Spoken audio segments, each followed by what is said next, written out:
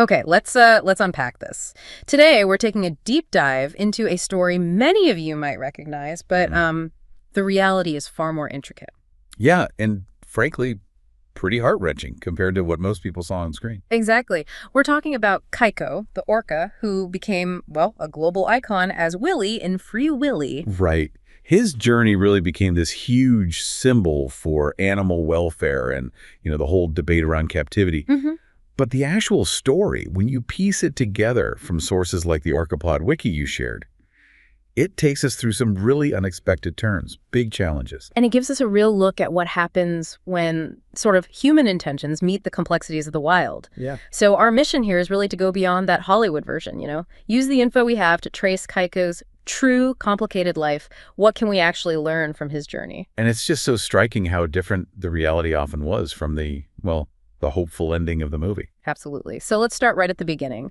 Keiko didn't start life in a tank. No, he was born wild. Estimated around 1978, somewhere off the coast of Iceland. But his freedom was incredibly short-lived, wasn't it? Very. He was captured just over a year later, November 1979, caught in a herring fishing net near Iceland's southeast coast. Wow. He was only about 2 years old at the time. 2 years old? I mean, just think about that. Pulled from the ocean, from his pod, his family. So young. And initially he was held in some undisclosed tank, apparently, given a temporary name, Siggy Bent Finn. Siggy Bent Finn. Okay. Yeah. And from there, his journey through human facilities really began. He was moved to the Hafnarfjordur Aquarium, renamed Kago. Kago. What does that mean? It's Icelandic for little boy, but this is just the first stop in a whole series of moves. Right, because another move followed pretty quickly after that. Yep, 1982, sold to Marineland, Ontario in Canada, and that's where he was housed with other orcas for the first time. Including a female named Kisika, right? That's right. And this period, it really highlights some of the difficulties orcas can face in these captive social setups. How so? Well, the sources mention he faced aggression from the more dominant whales. He was being, routinely rammed. Oh, wow. That must have been stressful. Yeah, the stress, the injuries, it led to him being moved again, actually. Placed alone in a small indoor tank because he was too weak. God, that sounds really isolating. First aggression, then just alone in a small tank. And then from Marineland, he was sold again, February 1985. And this time you went? To Reino, Aventura, an amusement park down in Mexico City, for a reported $350,000. Okay, Mexico City. And this is where he got the name. Exactly. This is where he became Keiko, which is Japanese for lucky one. Ironic, maybe. Perhaps.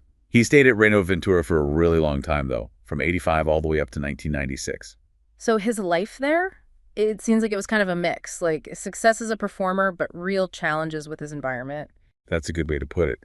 He was the only orca there, but interestingly, the sources say he got along pretty well with the dolphins he shared the tank with. Huh. And he was definitely a performer, excellent in shows, apparently very close to his trainers, often did waterworks with them. So that connection with humans was strong even then. Oh, yeah. Became a central theme, really. But let's talk about the actual place he was living, because this is where the cost of his situation gets pretty clear. Right. The tank itself wasn't huge for an orca. 20 feet deep, 90 feet long, 43 wide. Which sounds big, but for an animal that roams the ocean. Exactly. And maybe even more critical was the water temperature. Ah, yeah, I remember reading that. It was kept at a constant 80 degrees Fahrenheit. 80 degrees. And compare that to Iceland. Right. His native waters average around 45 degrees. So this warm water was just incredibly unnatural. Bad for his skin, his immune system, everything. And those conditions really took a toll, didn't they? He got sick. He suffered significantly, developed these bilateral axillary skin lesions from a viral disease. Yeah, the sources mentioned cutaneous papillomaviral-like papillomatosis. That's the one. And apparently this was the first documented case of that specific type in an orca. So his health was clearly visibly compromised. And these visible health problems combined with, well, his eventual fame, became a powerful catalyst for change, or at least attempted change. Which brings us right to Hollywood, right? Free Willy. Yep. Filming started in 1992. And it's interesting, apparently SeaWorld and Miami's aquarium didn't want their parks or orcas used. Really? Why not? The sources don't explicitly say, but maybe the theme of the movie, releasing a captive whale. Anyway, Warner Brothers ended up filming at Reino Aventura with Keiko as the star. And the film comes out in '93, huge hit. Tells this story about a captive orca's struggle and eventual freedom. And suddenly the public sees this movie, then learns about the real whale, Keiko, sees his skin condition, knows about the warm tank. And the outcry begins. People wanted to see the real Willy, Keiko, actually free. It became a massive movement worldwide. The film's own executive producers got involved, started contacting experts like Ken Balcom. And this whole plan started forming, right? For rehabilitation, maybe even reintroduction to the wild. A huge undertaking. Yeah. Led to years of really complex negotiations between the park, conservation groups, everyone involved. But finally, after all that effort, Keiko was moved. Yeah, January 7th, 1996. Moved from Mexico to the Oregon Coast Aquarium. And this wasn't just like another amusement park tank. This was different. Totally different. They built this massive state-of-the-art habitat specifically for his rehabilitation. Cold, filtered seawater. Much bigger space. And the goal was pretty ambitious. Very. Get him healthy, get him stronger, and start training him, preparing him for the possibility of living in the wild again. And did his health improve there? It did, yeah. Noticeably improved during his 2 years in Oregon. His skin lesions got better, he gained weight, it seemed promising. The crucial step then towards the next phase. Exactly. Which was taking him back towards his origins. Back to Iceland. Yep. September 1998, he was flown to Iceland and moved into a floating seapan in the Westman Islands, near where he was captured. So the idea was to get him used to the actual ocean environment again, the cold water, the sounds, the feel. Right, acclimatization. Mm-hmm. And while he was in the seapan, the team worked on letting him venture out gradually. How would they manage that? He'd follow a boat, always with a tracking device on him, trying to reteach him, or maybe teach him for the first time really, how to navigate and survive out there. Wow. And then came the big moment, the actual release. July 15th, 2002. He was released from the seapan, let go. And for the next few weeks, he was completely on his own. What happened then? Where did he go? Well, what happened next is both fascinating and tells you so much about the difficulties. He undertook this incredible journey, swam about 1,000 miles over 5 weeks. 1,000 miles. Where did he end up? Norway. Norway. And once he got there, his history with humans came back into play, didn't it? Oh, in a major way. Because he'd spent basically his entire life around people, being fed by people, interacting with trainers.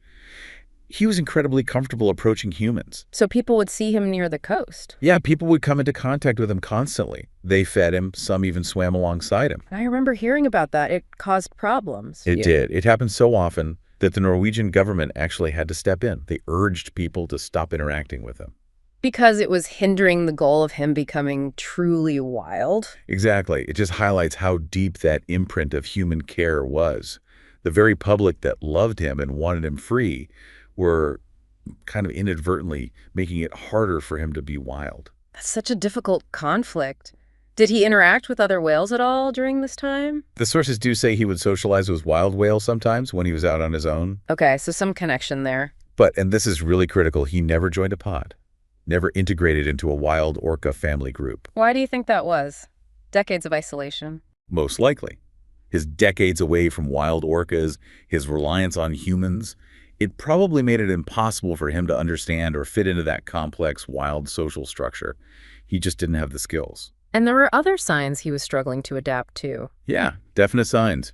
The sources mention his weight fluctuated, gained, and lost, which suggests maybe he had trouble finding food consistently. That makes sense, learning to hunt effectively after being fed for so long. And maybe the most tragic indicator, he suffered injuries to his melon. His melon. The part on his head. Yeah, the fatty organ they use for echolocation. He got injured from hitting ice floes. Oh, no. What does that suggest? It strongly suggests he lacked that vital, instinctive knowledge of how to find breeding holes in icy waters. A basic survival skill for orcas in that region. He just didn't know how. God, that's heartbreaking. So fearing he might get trapped under ice. Right. Facing that danger as winter approached, they moved him one last time. Winter of 2002 to the more sheltered Toknes Bay, also in Norway. Just trying to keep him safe at that point. Pretty much. And that's where his extraordinary, really complex journey finally ended. He got sick. Became ill in December 2003 and passed away on December 12th, 2003. He was about 25 years old. And his body was found on the beach there. Yeah, in Toknes Bay. He'd beached himself.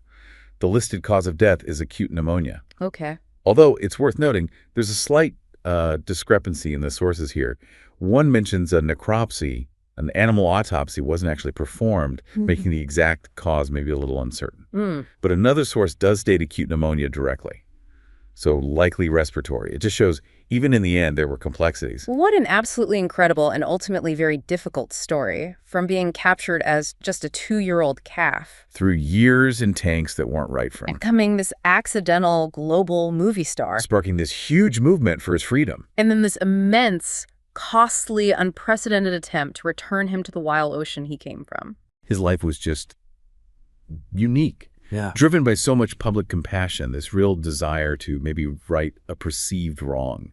It was an incredible effort. But the challenges he faced, they were immense. The lasting effects of captivity, how hard it is to relearn wild survival skills, that paradox of human interaction. It all offers some incredibly important insights, doesn't it? Yeah. So reflecting on all this, what does Keiko's story, as we've pieced it together from these sources, really mean for you, our listeners? Well, it powerfully highlights just how massive the challenges are when humans try these major interventions in the lives of wild animals, especially bridging that gap between captivity and the wild.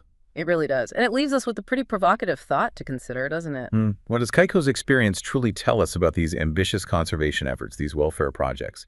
Is it actually possible to ever fully undo the profound effects of years, sometimes decades, of human care and influence on a wild animal? A question left lingering by the real, complicated life of the orca the world knew as Willy.